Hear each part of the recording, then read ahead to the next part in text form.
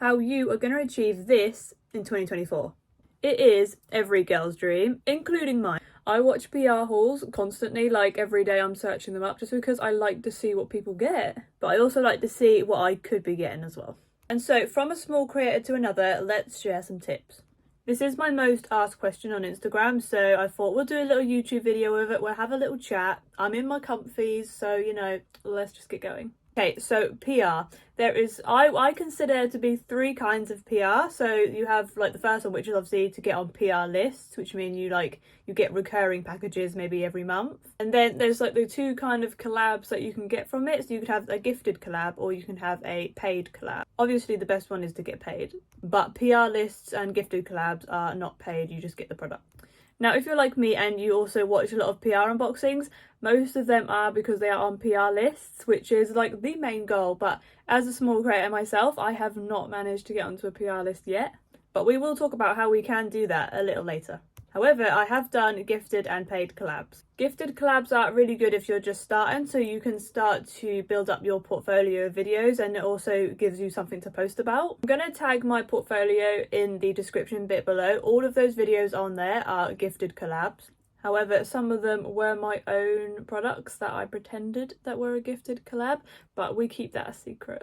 I am the ultimate fake it till you make it. Like, I think I remember when I used to have like a few hundred followers, I'd go shopping and buy things, and then like on my Instagram story, I'd be like, thank you, for sending me this. They never sent me that. They don't even know who I am, but I did it anyway just because I was like, you know what, one day it might come true. But yeah, if you want examples of gifted collabs, they're all on my portfolio. I do recommend taking some on when you're first starting because they're more likely to come up, especially if you're a small creator anyway. And plus, it's just fun. It's fun. Now, paid collabs are a little more different because they're a bit more technical and a bit more professional. A paid collab is not just the products are free, but they also pay you for the videos. This I've only done a handful of times, maybe 3 or 4, and they're a lot more serious because you have to do contracts, you have to sign agreements. There's a lot more that goes into a paid one instead of a gifted. Ultimately, paid ones are what you want, and you kind of have to ask to maybe receive. I've been very fortunate. For the few that I've worked for, they have come to me, so I didn't really need to do so much because they just come to me and said, can you film however many videos for this amount of money and we'll send you the contract. And that's like the easiest way for it. But for my UGC girls, because I know quite a lot of you follow me, you definitely need to make sure you've got your own contract and your own agreements to send to brands, especially if you're reaching out to them. You need to send it to them just in case they don't have one, because you need to make sure that your videos are not going to get stolen, you know. I'm still in the process of making one because they're just so confusing. But if you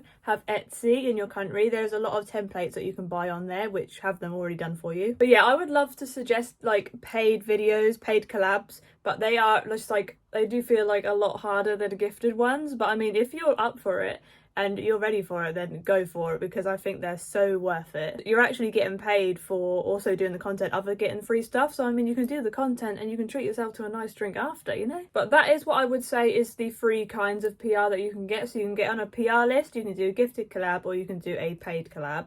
Obviously the best ones in my opinion is the paid one, but I think PR lists are pretty cool as well, because you get the new releases every month, and I mean, that's pretty good instead of me going out there and spending my own money on it. Next segment, we're going to talk about how to get a brand's attention. And number 1, being obviously the most important one, is to tag them in your videos. If you're going to do a makeup routine, skincare routine, tag every brand that you use. If you want to take it a step further, go on to the brand's Instagram page, for example, and check what kind of hashtags they use on their posts. The brands will follow the hashtags that they use, so if you use it, you are more likely to show up on their feed, which is a win-win. And while you are on their Instagram page, take a look at the kind of content that they share on there, and also like the kind of other creators that are on there, kind of videos that they do, because you could do something very similar to that and that could capture their attention, because that's the exact thing that they're looking for. Also, just interact with their posts, try and show up all the time, because obviously that is their when you go to message them on there, that would be their like marketing team or whatever, their social media team. So if they keep continuously seeing you all the time, if you be tagging them in your stories, you be tagging them on your posts, you're going to show up quite a lot, and they're going to kind of get to know you just from that. And another main one is, of course, just to keep posting consistently all the time. You want to try show up every day. I just say that because social media moves very fast. I feel like people can get forgotten so quick. Like if you go and use a hashtag that's been used a million times, your post has disappeared in 5 seconds already. But if you show up like as most as you can, I mean, you will start getting noticed. Another thing that I want to mention, what I basically tell to almost all my followers that ask how do I work with brands, is to put your email in your bio. This is the best and only way I think that brands have ever reached out to me, because my email is just right there underneath my name, and then you've got my content. It's like your own little portfolio on your Instagram page. Now let's talk about emailing and messaging brands.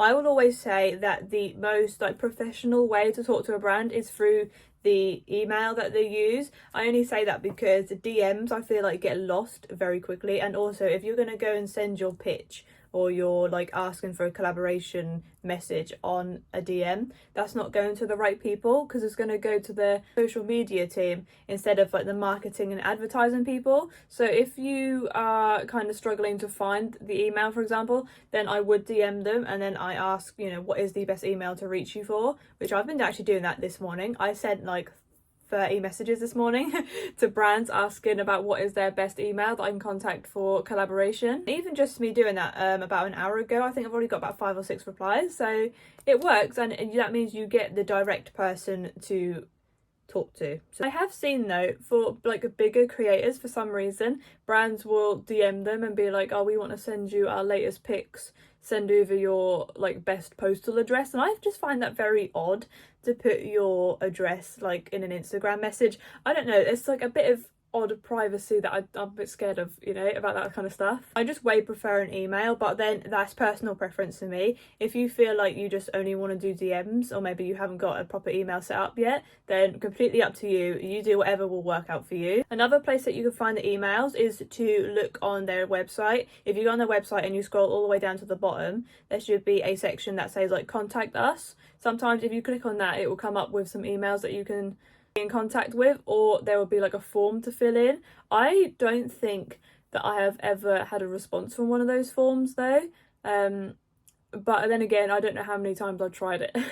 So it could work, it could not, but I always, you know, email's the best one. But now you've got the email, or you've got the brand's DM that you want to talk to, what are we gonna write? I've seen quite a few videos of like younger girls especially DMing brands saying like, hey, I love your products, can I maybe be sent some free ones to do some videos with? And I just love that they have the courage to do that, because even I'm scared to do that myself. However, I don't think it's the most effective way that you could put yourself forward to them.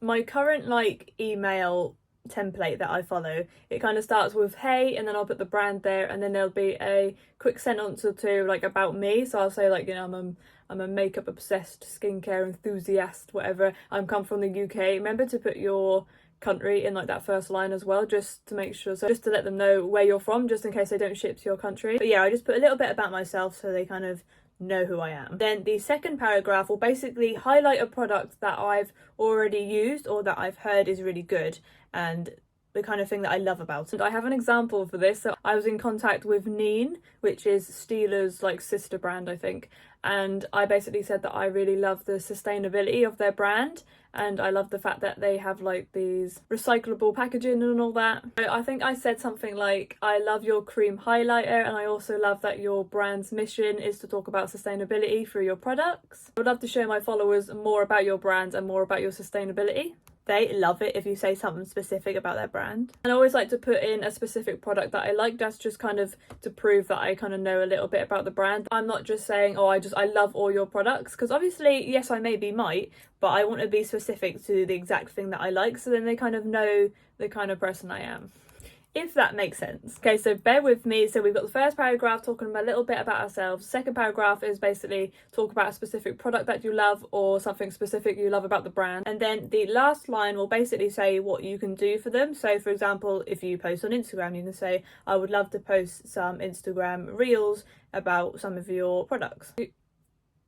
The postman just come. Ah. Or if you do TikTok, then you can say, I would love to film over a minute video in depth of your products. You can get specific if you want, if you already know the kind of content that you can do for them. If you don't, you can just kind of say, I'd like to do some content and show my audience what your products are all about. Then sign your email off with however you normally do it. I'd usually just put many thanks and then I put my name. Now, the last part that I want to talk about is kind of the annoying and sad part of it is rejection. Could probably say that I have emailed maybe 150 to 200 brands, and I think I've had replies from maybe 10 to 20 of them. And there is clear reasons why. Obviously they probably get a lot of these kind of emails anyway, so it is kind of like whenever you send yours, it's kind of just hope and pray that they're just a little quiet that day and they just see it straight away. However, what I've been doing recently is resending my email like a week later. I've only recently just started doing this like the other day because I saw someone mention it, so I was like, okay, we're going to implement this and see what happens. And I'll just put, just sending over my collaboration invitation again, please let me know what you think, and then I will like rewrite the same email again, copy and paste basically, in the hopes that maybe that will be the one that is seen. I'll update my Instagram stories on this because obviously I have just started this within the last few days, so I haven't really heard from anyone yet. But the main thing that I want to say with rejection is just because it's a no, that doesn't mean it's a no forever. It's a no, not yet.